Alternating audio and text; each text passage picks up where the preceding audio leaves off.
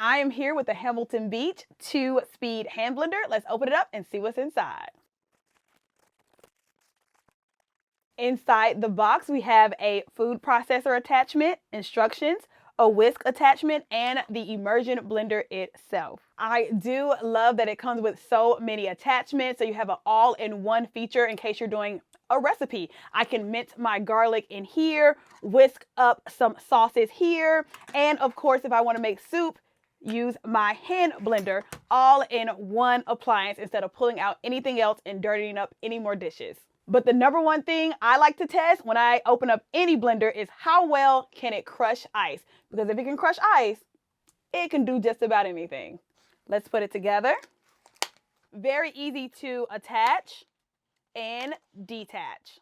So we have 2 speeds and we have 2 large blades. We're gonna go ahead and test it on the second power mode.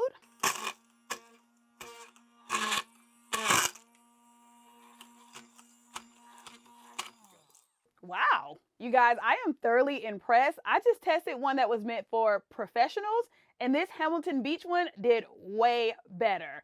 Chop faster and didn't get clogged. It's a win.